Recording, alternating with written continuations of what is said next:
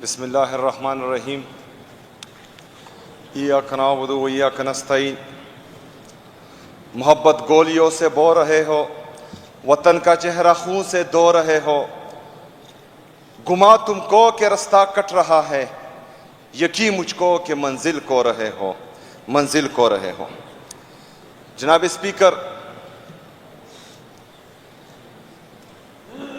पाकिस्तान के आईन के मुताबिक हर पाकिस्तानी शहरी का ये हक है कि वो अपने हकूक़ के लिए पुरअमन एहतजाज करे। पाकिस्तान तहरीक-ए-इंसाफ की सियासी तारीख में इमरान खान की विजन के मुताबिक, उसके सियासी सोच के मुताबिक पाकिस्तान तहरीक-ए-इंसाफ के वर्कर ने हमेशा मोहब्बत फातेह आलम का दर्ज दिया है। पाकिस्तान तहरीक-ए-इंसाफ के वर्कर ने हमेशा अदम तशद्दुद का फ़लसफ़ा अपनाया है। पाकिस्तान तहरीक-ए-इंसाफ के वर्कर ने अपने लीडर, अपने कायद जनाब इमरान खान साहब की हिदायत के मुताबिक हमेशा पुरअमन जदोजहद की है, पुरअमन मुज़ाहमत की है। पाकिस्तान में 8 अप्रैल 2022 से लेकर आज तक मुसलसल आईन की पामाली हो रही है। रूल ऑफ लॉ पाकिस्तान में खत्म हो चुका है।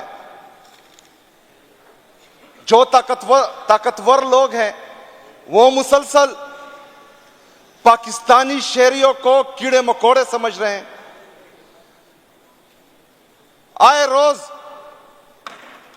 ऐसे वाक़ये होते जा रहे हैं जिसका एक आम शहरी, एक आम पाकिस्तानी सोच भी नहीं सकता, तसव्वुर में भी नहीं ला सकता।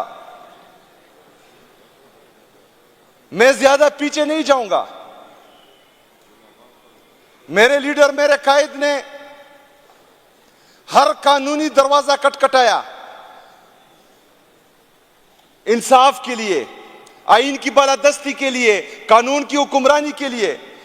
पाकिस्तान तहरीक-ए-इंसाफ के वर्कर ने मुसलसल इस जदोजहद में उसका साथ दिया। इस सियासी जदोजहद में हमने वो हर कानूनी और आईनी दरवाजा खटखटाया जिससे हमें इंसाफ की तवक्को थी, लेकिन हमें जनाब स्पीकर इंसाफ नहीं मिला। दिन ब दिन जो है हमारे हकूक का कत्लेआम होता रहा। मजबूरन मेरे लीडर, मेरे कायद ने पाकिस्तानी अवाम को एहतजाज की कॉल दी। 24 नवंबर हम यहां से निकले। पेशावर रीजन, साउथ रीजन, हजारा रीजन, मलकंड रीजन, इस तरह पूरे पाकिस्तान से काफिलों ने इस्लामाबाद का रुख किया। चूंकि मैं पेशावर से था तो पेशावर के काफिले में मैं शरीक था। जनाब स्पीकर, गाजी के मकाम पर इन्होंने कंटेनर रखे थे। इन्होंने पहले हमें शेल मारे, हमने शेल का मुकाबला किया। जब हम शेल से ना रुके, इन्होंने रबर बुलेट्स मारी, हम उससे भी नहीं रुके। इन्होंने फिर हम पर स्टंट ग्रेनेड फेंके। पाकिस्तान तहरीक-ए-इंसाफ के पुरअमन वर्कर्स पर इन्होंने स्टंट ग्रेनेड फेंके, और वो जो दहशतगर्दों के खिलाफ इस्तेमाल होते हैं, जो फौजी ऑपरेशन में बहुत बड़े दहशतगर्दों के खिलाफ इस्तेमाल होते हैं, वो हम पे फेंके गए। और मेरे पास सबूत मौजूद हैं। मैंने वीडियो पैगाम में भी ये बात कही है। जब हम उनसे भी ना रुके, स्पीकर साहब, इन्होंने सामने से हमारे पुरअमन वर्कर्स पर, पुरअमन मुजाहिरीन पर स्ट्रेट फायरिंग शुरू की, जिसमें हमारे लोग जख्मी हुए। लेकिन पाकिस्तान का नौजवान, पाकिस्तान की आवाम ये चीज समझ चुकी है कि अगर इन गासिबों से, इन बेगैरतों से, इन 2 नंबरियों से हमने निजात हासिल करनी है तो हमने जो है इनके खिलाफ पुरअमन मुज़ाहमत करनी है। उन्होंने उन सब चीजों का मुकाबला किया। कंटेनर रास्ते से हटाए, इन्होंने फिर कट्टी पहाड़ी पर रखे, हसन अब्दाल में रखे, 26 नंबर पर कंटेनर रखे हुए थे। सब जगहों पर हमें फायरिंग से, शेलिंग से, रबर बुलेट से, इन सब चीजों से रोकना चाहा, लेकिन पाकिस्तान तहरीक इंसाफ का वर्कर नहीं रुका, क्योंकि मेरे लीडर, मेरे कायद ने कहा था कि डी चौक पर हमने पुरअमन एहतजाज करना है। तो हम गए, हम पहुंचे डी चौक पर, हम पुरअमन तरीके से वहां पर बैठे।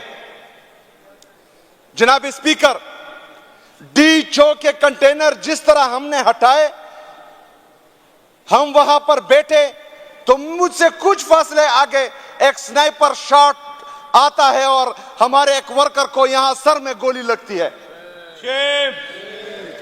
उसको हम उठाते हैं, गाड़ी में लेके जाते हैं हॉस्पिटल। कुछ सेकंड बाद, 10 या 15 सेकंड बाद दूसरे हमारे वर्कर को गोली लगती है, यहां पर माथे पर गोली लगती है। स्पीकर साहब, क्या कसूर था उनका? किसको मार रहे थे ये? कौन थे वो? क्या मुजाहिरीन पाकिस्तानी नहीं थे, या फिर गोली चलाने वाले यहूदियों की औलाद थे? दोनों पाकिस्तानी थे, लेकिन इतना बुग़्ज़ क्यों, इतनी अना क्यों, इतनी नफरत क्यों? किस चीज के लिए वो जा रहे थे? मुजाहिरीन वहां अपने हकूक के लिए,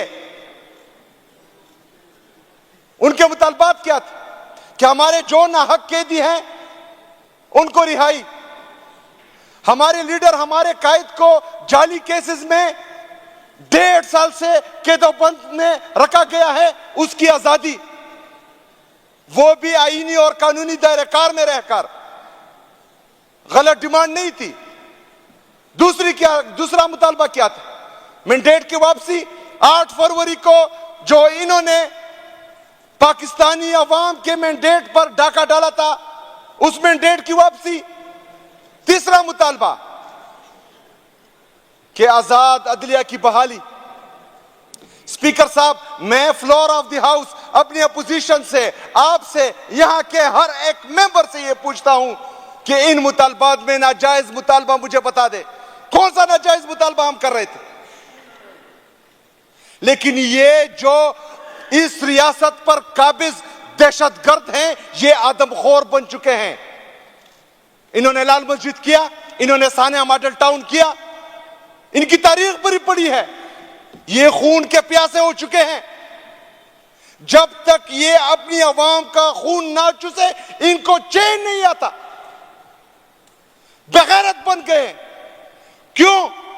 क्योंकि ये अपने आप को आईन और कानून से बालातर समझ रहे हैं। क्योंकि इस पाकिस्तान में इंसाफ का निजाम तबाह और बर्बाद हो चुका है। जो जितना ताकतवर है, उसकी जो मर्जी है वो पाकिस्तान में करे, कोई पूछने वाला ही नहीं। जनाब स्पीकर,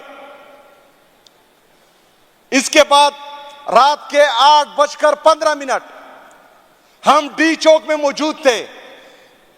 एक साथ इन्होंने 500 से ज्यादा शेल हम पर फेंके, सारी तरफ धुआं ही धुआं। हम एक कदम के फासले पर एक दूसरे को नहीं देख पा रहे थे। इस वक्त इन्होंने अंधाधुंध फायरिंग शुरू की। किसी को कुछ पता नहीं चल रहा था कि क्या होने जा रहा है, क्या हो रहा है, कितने लोग मरे हैं, कौन गोली चला रहा है, कौन मर रहा है, बच्चा है, जवान है, बूढ़ा है, औरत है, कुछ पता नहीं चल रहा था। जनाब स्पीकर, हम वहां से आगे गए, थोड़े से पीछे हटे, ये आगे भी आए। हमारा जो मरकजी कंटेनर था उसको इन्होंने आग लगा दी। ऊपर जो बिल्डिंग्स में इन्होंने स्नाइपर वाले बिठाए हुए थे, वो सीधी गोलियां चला रहे थे हमारे कारकुनों पर। इनका इरादा हमें रोकना नहीं था, इनका इरादा हमें डराना नहीं था। अगर इनका ये इरादा होता कि हम डर जाए, अगर ये इनका इरादा होता कि हम रुक जाएं, ये माथे पर गोली नहीं चलाते, ये पांव में गोली चलाते। ये बेगैरत जो हुक्मरान बैठे हुए हैं, बेगैरत जो गाली मुझे मुंह में आ रही है, मैं कह नहीं सकता, क्योंकि फ्लोर ऑफ द हाउस लेकिन इन बेगैरत जो इस कत्ले आम के बाद टीवी पे आकर बकवास कर रहे थे कि हम भागे, बगैर तो हमने सारी गोलियां माथे पर खाई हैं और सीने पे खाई हैं। जो भागता है वो पीठ पर गोलियां खाता है। हम डटे रहे वहां पर अपने कायद के हुक्म पर, अपने हकूक के लिए, पाकिस्तान में हकीकी आजादी के लिए, आईन और कानून की बालादस्ती के लिए हम वहां खड़े रहे। हम भागे नहीं, क्योंकि गोलियां हमने सीनों पर खाई है। जनाब स्पीकर, जब हम पीछे हटे इन्होंने वो जगह कब्जे में ले ली। हमें अपने जो शहीद हैं उनका पता नहीं चला, हमारे जो जख्मी हैं उनका हमें पता इसलिए नहीं चला क्योंकि ये आदमखोर वहां पर खड़े हो गए और उसके बाद रात के 11:15 बजे से लेकर 12:30 बजे तक इन्होंने दूसरा ऑपरेशन किया, जिसमें इनका इरादा था कि हमारे वजीर आला खैबर पख्तूनख्वा और हमारे कायद, हमारे लीडर जनाब इमरान खान साहब की एहलिया बुशरा बीबी को ये जान से मारना चाहते थे। इन्होंने दोबारा वही किया, दोबारा आंसू गैस फेंके, दोबारा धुआं ही धुआं था, दोबारा इन्होंने क्रैक डाउन किया और सीधी फायरिंग शुरू की। वहां पर हमारी जितनी गाड़ियां थी सबके सब तोड़ दी। इस दौरान हमारे कारकुन डिस्पर्स हुए, गलियों में चुप गए क्योंकि आदमखोर आ रहे थे। जनाब स्पीकर, ये गलियों में गए, गलियों में हमारे कारकुनों को इन्होंने मारा। इनका इरादा हमें रोकना नहीं था, इनका इरादा हमें मारना था, मासूम शहरियों को मारना था, पुरअमन मुजाहिरीन को मारना था। हमें मार दिया, शहीद कर दिया, जख्मी कर दिया। जनाब स्पीकर, इससे ज्यादा ताजुब की बात यह है कि जब दुश्मन से भी लड़ाई होती है तो वो आपके शहीद आपको वापस करते हैं। हमारे अपने पाकिस्तान के सिक्योरिटी फोर्सेस हमें अपने शहीद नहीं दे रहे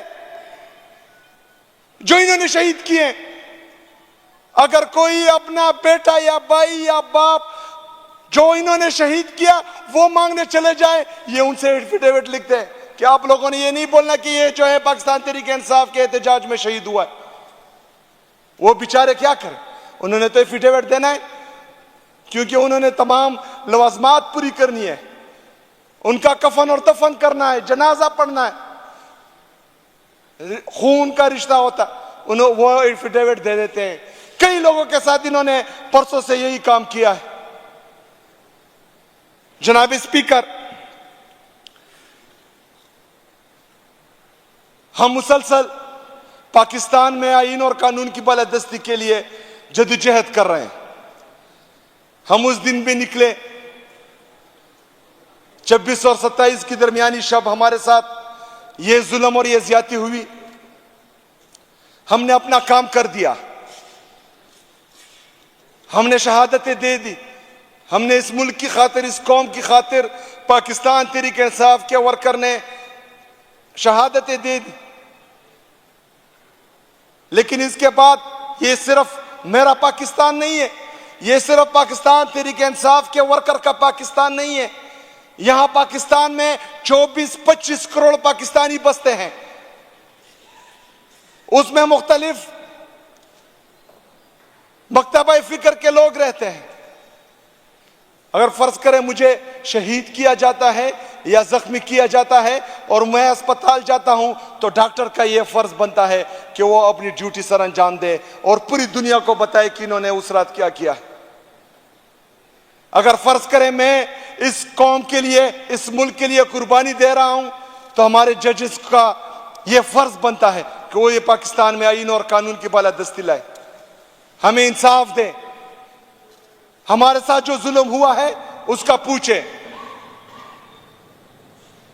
इंशाल्लाह हम पूरी उम्मीद हैं। अगर ये सोचते हैं कि बंदूक की जोर पर हमारे मुंह बंद कर देंगे या हमें रोक देंगे तो हमारा जोश, हमारा जज्बा, हमारा जुनून मजीद बढ़ गया है। इंशाल्लाह हम दोबारा आएंगे और दोबारा एहतजाज करेंगे इंशाल्लाह ताला।